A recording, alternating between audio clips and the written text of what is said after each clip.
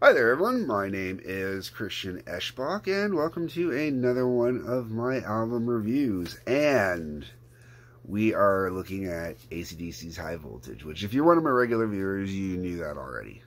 AC/DC High Voltage, basically it's the album that pairs up with Dirty Deeds.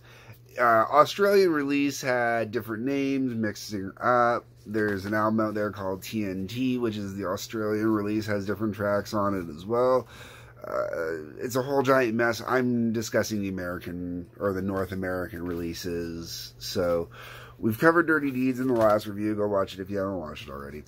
Let's get on to High Voltage. So out of the two albums, I prefer Dirty Deeds over High Voltage because the album cuts, I think, are better on Dirty Deeds than they are on High Voltage. Oddly enough, though, High Voltage has more major songs on it that I enjoy, or in general, just more major songs, you know, like Dirty Deeds basically, as far as I'm concerned, Dirty Deeds basically kind of breaks down to like 3, maybe 4 songs. You got the title track, Dirty Deeds, you got the song Big Balls, which is hilarious and great, you've got the epic Ride On.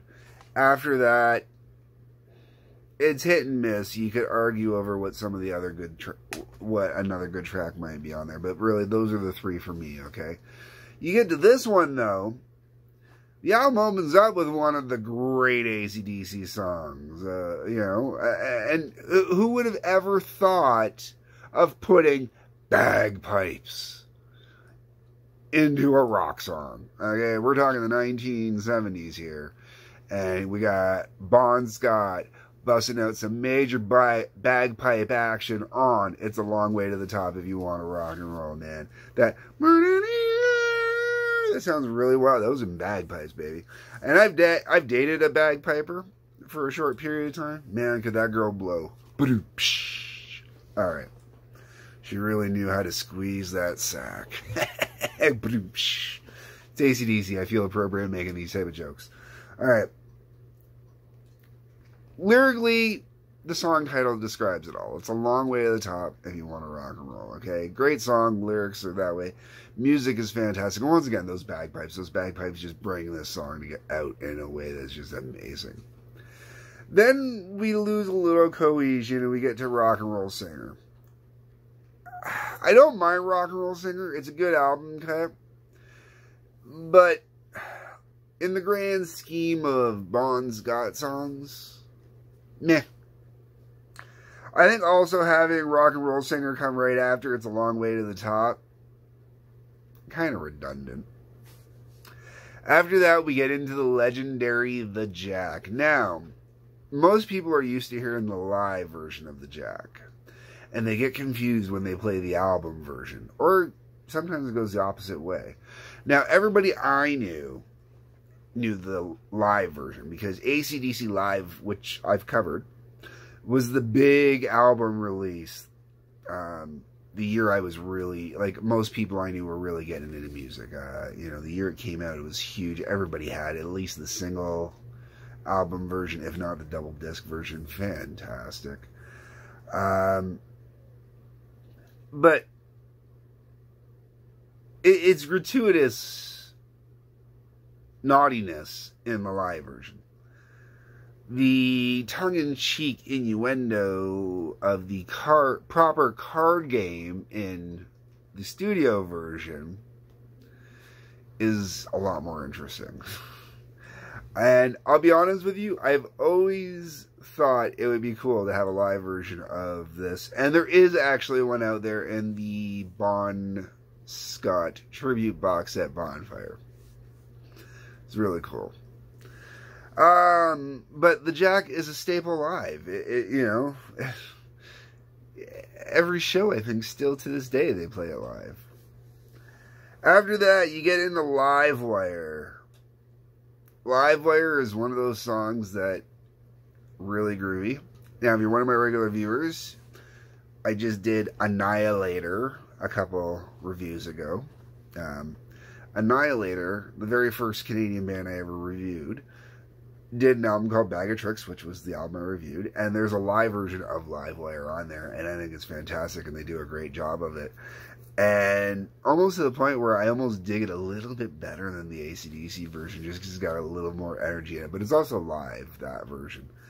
Livewire's got that bass hum, that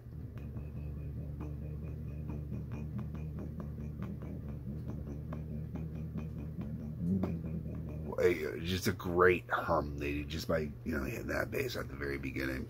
Nice and simple. And then the chords just start coming through. Oh yeah. Oh yeah. That just pumps you up. And it just, more and more energy. Like, Livewire really captures the idea of electricity. Then we get into the spectacular, always amazing, want to hear it live every time. How has this song been overlooked the way it has sometimes? I know I'm experiencing Detroit radio, so Detroit radio used to love this song. Doesn't love it as much anymore. Used to love this one. We're talking about TNT. Oi! Oi! Oi! Oh yeah. Oh yeah. TNT though, the downside of TNT in a small way is lyrically almost feels a little Dirty Deeds-ish. Musically, they're two totally different spectrums. Great song though. Oh, the viciousness of that is just spectacular. All right, next you got Can I Sit Next to You, Girl? I've never been a fan of this song. Like, it's fun to sing. It's fun to kind of have going when it's playing and to get all kind of dirty with it. But overall, I've never been a big fan of this song. I really haven't. And I don't have a good reason why, other than, it just feels sleazy. And it feels sleazy, but not the good rock and roll kind of sleazy. It kind of feels like creepy guy in the playground going after the pudding people kind of sleazy. And that goes into the next track as well, Little Lover. Now, I get it. I got two types when it comes to girls. I like shorties and I like tallies. I don't like to use the word tallies, but it goes with shorties. So, girls under 5'2" and under, or girls that are like, 5'7", 5'8", or taller. That mid-range there, which falls in that normal height spectrum, yeah.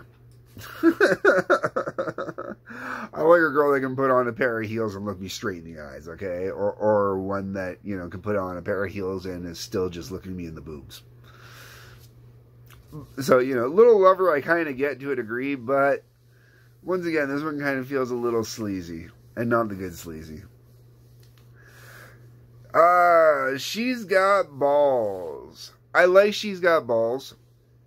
I really dig the idea behind it. I really like the idea that, the song's all about a woman who's just got, balls. She's going to stand up to the boys. Just like, if it wasn't for the fact of when this album was released, I'd almost want to say that She's Got Balls is about Joan Jett, man. Almost. Because Joan Jett had a set of balls on her. And I mean that figuratively, folks. I'm not saying what people used to say back in the 70s and 80s and stuff like that. I mean, for the amount of crowd that Joan Jett used to take, man, that girl's got balls. Alright, and then the album finishes off with High Voltage. I wanna get high. Said high voltage rock and roll. Okay. Great way to end the album off. But not the way I would have ended the album off. This album really has a weird kind of mix to it with the songs and the order they're put in. I personally...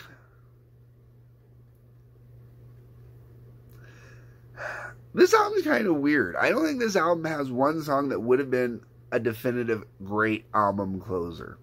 High Voltage, to me, should have been like either the last track on side 1 or the first track on side 2. The idea of making it the last track on the album in general just seems a little odd. You know, I probably would have switched out with kind of where Livewire is. And I almost want to say that Livewire is almost what I would put on the end of the album instead. Only because TNT, too much energy and power for the end of this album with everything that's already been on it. I think TNT is kind of good where it is, more or less, sort of. I don't know. That's the problem with this album, honestly, is the big standout tracks, okay? So you got It's a Long Way to the Top, The Jack, Livewire, TNT, High Voltage, okay? We're going to say those. So what do we got there? We got 4 or 5? 5. 5 real good standout tracks on this album. But none of them have the diversity that you find, as weird as this is going to sound, on other AC/DC albums that do that mix. Rock and Roll Singer, Can I Sit Next to You, Little Lover, She's Got Balls. Very, very much similar kind of sounds. Even It's a Long Way to the Top fits into that mix of similar sounds. If it wasn't for the bagpipes that truly set off It's a Long Way to the Top, it might have fallen a little flatter than it does. But yeah, I do believe you have to own both these albums. You know, I really think it's a matching set with the two of them, and that's how I would push it. I mean, back in the day, you know, when I used to pick up cassettes to make mixes for my Walkman and stuff like that, 90-minute tapes were great because I could fit this on one side, I could fit that on the other side of a 90-minute tape, and I'd have both of them going. And I used to listen to that actually a lot. I probably still have that tape somewhere around in one of my containers somewhere. Anyways, folks, those are my thoughts. Those are my opinions. Great album. Fantastic album. Let me know what you think. That's what the comment section is for. Hit that like button. Hit that subscribe button. Little bell for notifications. There's a link for Patreon. Peace. Love. Take care.